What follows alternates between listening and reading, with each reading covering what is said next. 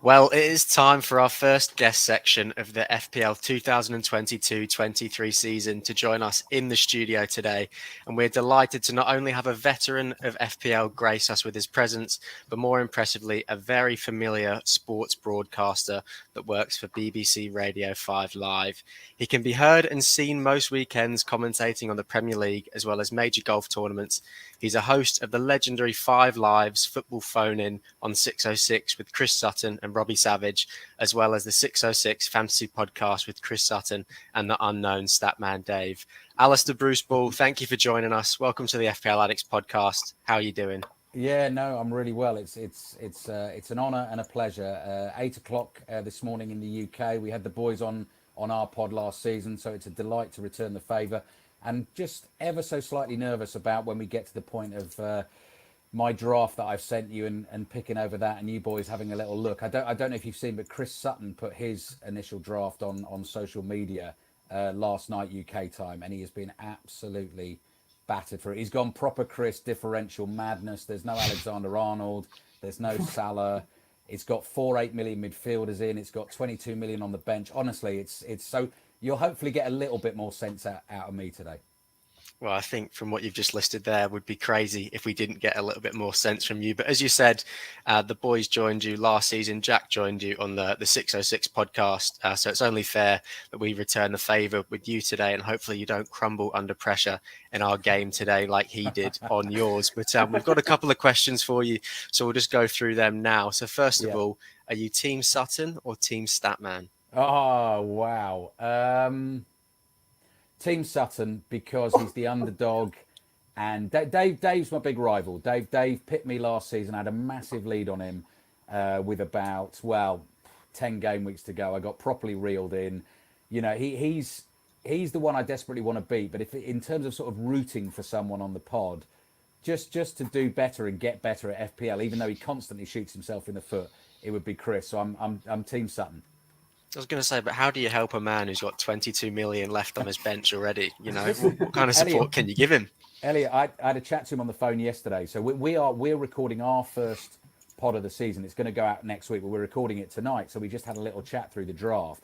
And people who listen to the pod will know he does it with his son Ollie. So they're Clough and Taylor. So Chris is your sort of maverick Clough, and Ollie's Taylor and spots the players and does all the hard work in the background. But Chris puts ludicrous parameters on him, like you can't have Salah, that's too boring. I think Haaland will be too boring and too obvious for him. So it just basically, Ollie does it with a hand tied behind his back. I had a chat with him yesterday, and I sort of tried to point him in the right direction. But the more you try and teach him, the more stubborn Chris will become. You're actually better to leave him. And actually, sort of last third of last season, he really picked up and got it going. But it just seems like we're sort of back to bad old Chris at the start of this season. Well, you've got a real battle to face there, trying to get some sort of sense into his head. But Ali, yourself, you know, why do you play FPL, and sort of how did you get into the realm of FPL? Yeah, so it was one of my uni mates who started us up. I'm trying to remember when it was, sort of mid-2000s. I mean, obviously, I've always worked in football. I've always loved football.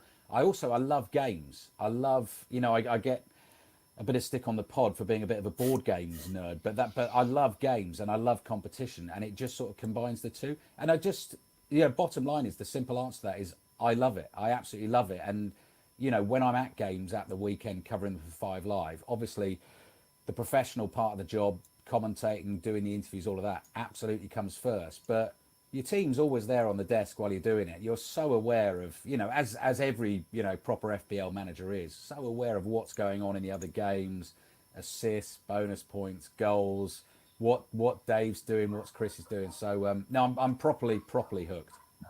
Well, it's nice to hear that, you know, you're just like the rest of us. Even if you're focusing on one of the games, you're still looking at Twitter, finding who's got the goals, who's got the assist, who's got the points for you. So you're just like the rest of us who sit along at home.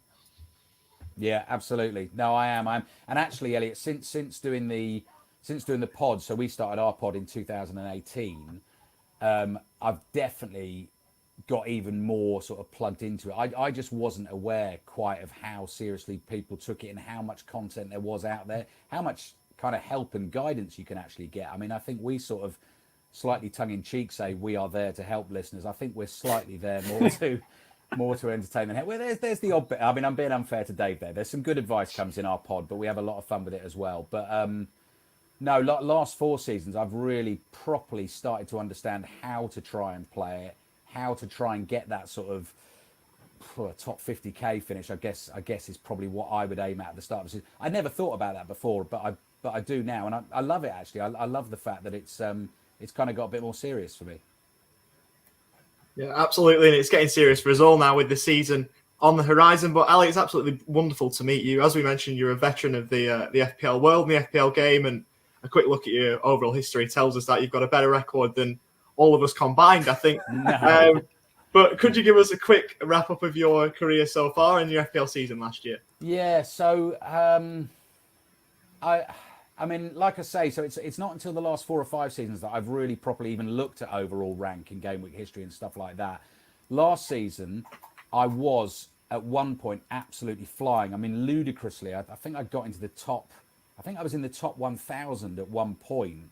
Now that was a lot down to the sort of chip strategy. I was one of those managers that got to game week 26, I think it was, when they suddenly announced a double game week sort of late in the week. I went for the wild card. At that point, it was the week when a lot of people were going to triple captain Mo Salah because he had the 2 great games, and I decided to go down the wild card route. I didn't do that. I played a lot of my chips very quickly in a row and actually, got myself into a really good position, always knowing that I was then going to be on the back foot for the rest of the season. I rather spectacularly blew up at the end of the season, so I dropped from the top 10k with 3 game weeks to go to outside the top 50k. But I mean, it sounds like excuses. A lot of that was to do with the pod being goaded by Chris and Dave. And actually, sort of, I wasn't playing for overall rank. I was playing to sort of try and beat Dave in our league. And I just got to a point where he had chips left in the bank. I was having to do some wacky things to try and stay in front. I went for Kane over Son, which was a terrible decision. There's a lot of stuff I look back on at the end of life. If I'd been playing for overall rank and gone boring and sort of negative and blocked Dave, I would have done a lot better. But I'm slightly sort of torn between doing that and playing the game within our pod. So I've sort of got different things on the go at the same time. Yeah, so you're going against the stubborn nature that Chris has, even though as a Rovers fan, I've got nothing bad to say about Chris, to be perfectly honest. But both me and Elliot are studying journalism, and the pair of us are both budding football commentators as well. Even though we're mediocre at FPL, we both think that it gives us a bit of an advantage talking about FPL and talking about football in general. What advantages do you think the broadcasting has in FPL? And the commentary that you do being all around the game? Yeah, I think, do you know what? It's a really interesting one I find with our football commentaries because I always try and talk about it a little bit, partly to promote our podcast, but partly because I know a lot of our listeners play the game and love the game. It's fascinating in terms of the responses you get after a commentary where you've talked a little bit of fantasy football. So if I'm doing a game with Chris, I mean, had I been doing that game where De Bruyne scored 4 against Wolves at the end of last season, I think Chris was on that game actually, but the commentator who was with him wasn't. But I actually messaged the commentator to say, by the way, Chris has got De Bruyne as captain in fantasy football, see if you can get that in at some point, which they then did. I think the reaction to it is really interesting because it's totally split down the middle. Half the messages you get are, oh, God, please. I mean, fantasy football, it's just a game. What are you doing? Stop talking about it. And the other half are massively positive and so glad, that you're involved and that people listening play the game. So I love doing it. It just brings another sort of facet to the commentary. I don't overdo it in my commentaries. And I think in terms of sort of trying to help me as a manager, I just think I just think because I'm at so many different games, it definitely does help me just watching teams and watching what teams are trying to do sort of strategy wise, maybe over a period of a few weeks, and actually just chatting to people in press rooms, tunnels, whatever. Just it probably helps a little bit, I think. Yeah, brilliant. Hi Ali, so it's really here. Good to meet you. Really? Some great insight there so far that you've given us. Absolutely fantastic. I absolutely love it, and I love that you've got the passion for FPL as well, like all of us. Some might know me, especially the lads on the pod, as the hitman last season, taking a few risks, things like that. So what I wanted to kind of say was, what kind of manager are you? Would you say, and would you say you follow stats, your stats or the eye test, or do you just copy Chris and Dave most of the time? That is very much a bone of contention on the podcast. So last season, basically, really, I think I could have beaten Dave if I'd copied and blocked and been boring.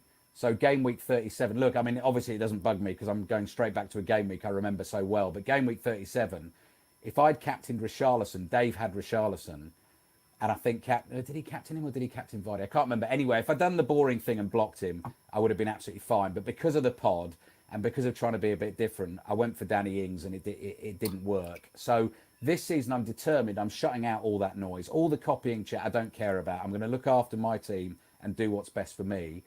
I'm more eye test than stats. Although I love listening to Dave on our pod. You guys. I mean, anyone who can kind of maybe sort of back up my eye test or contradict my eye test with stats, I'll definitely listen to, because I think even in my career in commentary, they have become just the depth of them and the wealth of them have become, just absolutely vast. So you'd be a fool not to use them. But I don't know. I think I still, at heart, still play it like I always used to, and I just go. I think I go with my heart more than I do numbers and stats. But I do think I'm also quite template. I'm quite dull, and I know Chris would definitely say that about my management. I mean, you'll have a look at my team in a minute, but I'm quite safe and steady. I'm quite a boring manager, I think. There's nothing wrong with that at all, but I think, as you say, you alluded to the variance there. Look at it sort of like stats every now and then, but eye test as the job that you're in, very much so eye test. You know what I mean? So that's fantastic. And I do remember the Richarlison, Danny Ings thing from last season. I think it might have been a double game week, and Statman was talking about captaining Richarlison in that one, and Danny Ings wasn't a bad shout in all fairness to you, Ali. So you were a bit unlucky on that one, I would say. Come off. Yeah, definitely not. I just wanted to sort of ask you, what's your favourite FPL memory? So, maybe a player haul with a triple captain or something like that. Have you got anything that you could give us? Yeah, I mean, I've probably got two, and they both come from sort of recent times because of the pod. Bruno Guimaraes last season, I brought him in randomly just because I was just trying to fill the squad with a cheap midfielder. I can't remember who they were playing, but he scored two. But on our little WhatsApp group, I told Dave what I was doing, and he absolutely slaughtered me and was laughing. Defensive midfielder, you're a clown, you don't know what you're doing. And honestly, when those goals went in that afternoon, I was out with the family, but I still had the phone on and it buzzed, and it came up that Guimaraes, and when he got the second in particular, it was just, embarrassing, like a child punching the air, basically. That was a massive high. But also, actually, just Chris, who is constantly, he would complain, very unlucky in FPL. There was a Jan Bednarek own goal at Watford a couple of seasons ago when he just brought Bednarek in, which just, honestly, I just fell about laughing. You shouldn't laugh at others' misfortune, but, Chris is just such a grump, and it's just, it was. You've got to. He has his moments where he laughs at you guys plenty, so you've got to take those opportunities, that's for sure. So, brilliant. Thanks, Ali. No worries. Yeah. Listen, it's all about the memories. I mean, obviously, we have plenty of banter on this podcast, taking the mickey out of each other. So you've got to give it to each other when you can. But we're going to go on to your draft team now, Ali. This is what you've come up with so far. Yeah. So take it away, mate. Obviously, you've got a lot of insight on here, so let's go. Yeah, so quite a bit of tinkering to get to this point. And I said to you lads just before we came on, you know, certain players just get in your head. I'm waking up every morning and I look at the squad and I think, nah, Grealish, I need to get Grealish in there. So this morning I've been scribbling down on bits of paper how I could possibly get Grealish in there, which would be, I'd have to take Edison out. So Edison's, that's an interesting one for a start. There's a lot of conversation about the goalkeepers, isn't there, in the FPL community ahead of this season because of the price drop. And it's just that debate about, he's not that exciting a pick and he's got a real ceiling for points, but there's such a clean sheet machine. If you look at the start of Man City's season, that's why I'm tempted there. If I don't go Edison, I'll probably go Raya at Brentford, which would give me another $1 million in the bank. I'm trying to work out how I can get Bailey to Grealish. So if I got Raya in for Edison, I could do that. I'd probably have to sacrifice Cancelo for Diaz. So I'd still have City. I'd have that double City defence, but I'd lose the attacking, returns of Cancelo, which can be amazing. And then Bailey would go to Grealish. Rashford's one that's come in quite late for me, but it's just that price of 6.5 million, and watching a bit of them in pre-season. I think what happens to Ronaldo is obviously huge there, isn't it? If Ronaldo stays, I think Rashford probably goes for me, and we'll have a look at someone else. Neto's been in that midfield for me. I think he's a very popular sort of budget midfielder pick. Jimenez is now injured at Wolves. Saw a little stat this morning. This is me sort of buying into the stats occasionally now, that without Jimenez, I think Neto's productivity goes down hugely. That doesn't surprise me. I mean, I think you could probably see that with eye test as well. But I mean, the absolute must for me here, and this is why, you absolutely bang your head against a brick wall with Chris, is Alexander-Arnold, one of Cancelo or James. I love the fact I've got all three in there at the moment. Salah has to be in there, and Haaland. So the other thing I tried to do, I don't know if you lads have experimented with it, but it was I tried to do the Salah, Son, Haaland thing, and it just left me too weak in other areas of the team, that as soon as one of them misses, I've just got a feeling, even with Haaland, Pep is going to give him a rest now and again. Liverpool, obviously, I mean, Salah doesn't often get a rest, but I just felt that if I go with those three, there's going to be massive points hauls at times. You can only captain one of them, though. Do you know what I mean? The other two, you're not getting captaincy, sort of double points for them. So I've actually decided to go to the two and try and make that bench a little bit stronger, although, Greenwood, I don't think will see much game time at the start of the season. Andreas Pereira is just one who's in there. I've obviously seen him play. He's in the 4.5s. He looks like a decent pick, but I've got no idea really until the season starts. So I'm pretty happy with that. I'm pretty happy with that. I don't know what you boys think as you pull it apart. I think, listen, on paper, Ali, I think it's a really strong team, to be fair. Obviously, there's a couple of question marks with where you want to go with your team and what assets you want to bring in, like if it's a Grealish or it's a last minute FOMO decision. Yeah. Obviously, the Chelsea assets as well after their pre-season with the result against Arsenal. Got James in there. Where's he going to start? Obviously, one of the boys just mentioned Zinchenko in there as well. A great shout. But even your bench, Williams and Andreas, both probably going to be starting for their clubs respectively. Do you know what I mean? So I think it's good from that. But what we're going to do, I'm going to give the boys on the pod and on the panel an opportunity to give a bit of feedback and then give you a rating out of 10. So it's a game what one of the boys has created, who's not on today, but it's called Come Draft With Me. So we're going to give you a rating on there. So we absolutely love this, and it's a feature we want to bring in. Excellent. So this is credit to the FPL Reverend who has joined us for this season. But so we're going to go to Elliot first. Elliot, feel free to provide a bit of feedback if you want, and then a rating out of 10. To be honest, Ali, I'm looking at it. The defence and goalkeeper, very, very strong. Something that I'm looking to do this season is go quite big at the back, because I think, the premium forwards and midfielders are just so expensive. The midfield I like. Salah's obviously in there, and then Jesus and Haaland up top. There's not really too much wrong with it, not much that I can fault. I'd probably say it's a solid 9 out of 10 from me. Oof, straight in. Oh, it's a Baker's handshake from Paul Hollywood, that is. Ollie, where are you at, mate? I was going to say 8.5. I'm a massive fan of the draft. Obviously, seeing Rashford for one of the games here in Melbourne played so well against Palace. It would just be interesting to see if he can carry it into the actual Premier League season. If he does, I think it's a niche pick, because I don't think that too many will have gone with him because of last season and everything that happened there. Really like the Leon Bailey shout again over here. He was remarkable, and at his price, he seems like someone who's nailed on and going to play. So I love that. And the rest of the team, very, very solid. So I'll give it an 8.5 out of 10. Thank you. Nice work. And Reedy the Hitman, where are you at? Well, Elliot and Ollie have given me a little bit of a sort of thing to go with here, and that's the first thing I want to go with, and that is no Spurs, which sticks out. But if we look at what Spurs players you've won in, ideally it's going to be Son or Kane. So that means you're taking out Haaland for potentially Kane, and then as you said before, trying to get all four in, you've tried that, and getting Son in as well as Salah and Haaland, it completely messes with your structure. But I think the actual sort of base of your team, your defence is really solid. I love Trent, Cancelo, James, who I've also got in my draft. Edison, as you said, clean sheet sort of magnet. Up there with Alisson. The only two things I would say is probably Bailey and Rashford. It's an unknown really. Pre-season, fantastic. Both look brilliant. Both been playing and getting minutes. But come the start of the season, I think Bailey's the one that might be a bit of a doubt for Villa because of the amount of attackers they've got. But I'll give it a 7.5. I'll give it. Okay, 7.5. I take all those. Very fair assessment. I appreciate that, fellas. The Tottenham thing bugs me. It does bug me. Kulishevsky for Diaz possibly, but again, it's just the potency of that Liverpool attack. I love having both of those boys in there.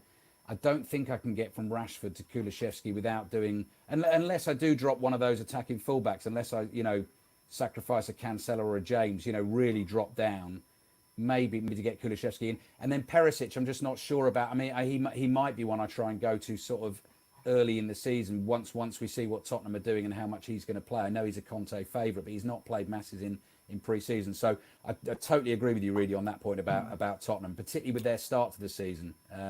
I think your options are, Ali, if you do drop Diaz down to, say, Robertson, you save yourself $1 million. You then drop Zinchenko down to, say, for example, a Tomiyasu, there's 0.5. So there's 1.5 onto Rashford that you can sort of bump up to Kulikevsky. So that's up to you in that respect, Paul. Yeah, it is. Oh, absolutely. It'll be on my head. An Arsenal fan was telling me the other day they're not sure Tomiyasu's going to start the season at right back. They were talking about possibly Ben White at right back for Arsenal. So, but White's 4.5, so he's similar, isn't he? You could do the same thing. So that's that's food for thought. It's food for thought. Beautiful. Well, really great feedback, and listen, a nice score in there. I'll give you a decent score as well, Ali. Obviously, the team looks great. I think it's very towards that template with that Jesus shout in there as well. 64% in there ownership. So I think something to consider, that you're following the crowd a little bit, and I'd like to see some differentials in there, Ali. So I'm going to give you an 8 out of 10. So go on. I totally agree with you, Jack. It is template. My feeling on that is a bit like opening innings in cricket. Play yourself in, stick with the crowd. You can't win it on the first day. You can certainly lose it. We'll go differential a little bit later on. But you're spot on. You're absolutely spot on. I'm spot on, but I'm also following the template as well, Ali, so don't worry. So on to this next one. Just bear with me a second right? This is your game that we're going to play. Oh, no. You stitched me up, so I'm going to stitch you up. We did. You boys did really well. You boys did... what was it? Was it we Premier had League hat-tricks? Premier League hat-tricks. Yeah. I thought we did really well, to be fair. It was three or more, wasn't it? And then Ronaldo was the incorrect answer. And then that very weekend, he banged in a hat-trick, didn't he? Banged a hat-trick against Spurs. A week later, it would have been a correct answer. That was very unlucky, yeah. It was. I panicked and went for the big name instead. But now we know you've got a posh double-barrel name. So we thought we'd organise a game for you to play in the last part of the show.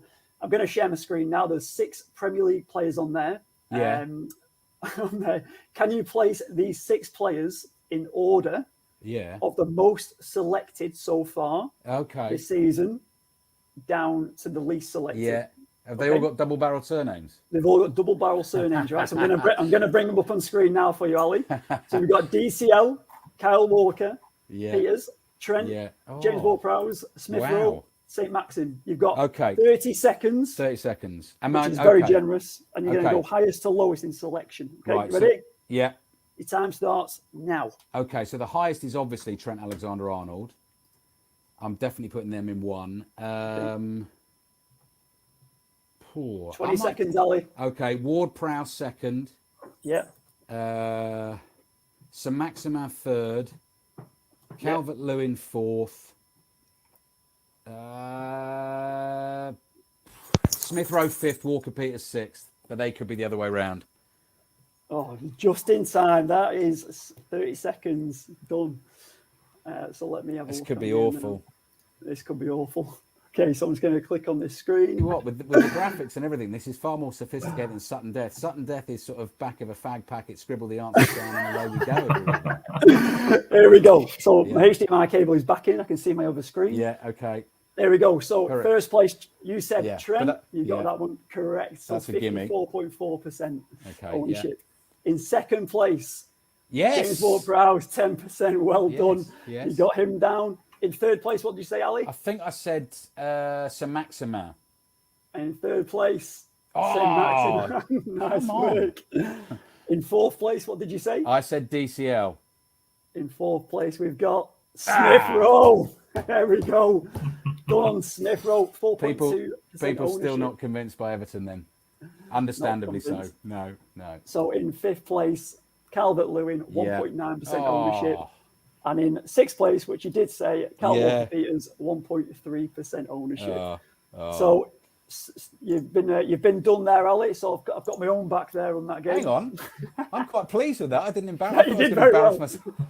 I mean, I tell you what, you're going to have to get Chris on this pod. A, to get him playing a game like that, because he wouldn't even have Alexander-Arnold at the top. And B, if you boys have a look at that draft that he's done, honestly, you'd have to be brutally honest with him. The marks out of 10 he would get for his draft would be, I don't know if you can get minus points on your pod, but he's got. We've got our first pod of the season tonight. We're recording it, and we're going to get stuck into his team, and we've got to do something about it. Otherwise, he is going to have a horrendous start to the season. Well, thanks for playing, Elliot. Yeah, thank you for playing, Ali, and obviously a fairly decent attempt there, better than I would have done for sure. But yeah, very good job from you there. Just thank you so much for taking the time out to be on our podcast today. You know, we're wishing you all the best across the board for the upcoming season. Obviously, good luck with your podcast tonight and everything, and we'll obviously keep supporting and following you in the FPL and football community. And fingers crossed, you can take that title off of Statman Dave this season. Yeah, well, boys, that's really kind. We will continue to give our support to you as well. Love the pod. Loved having you on the pod last season.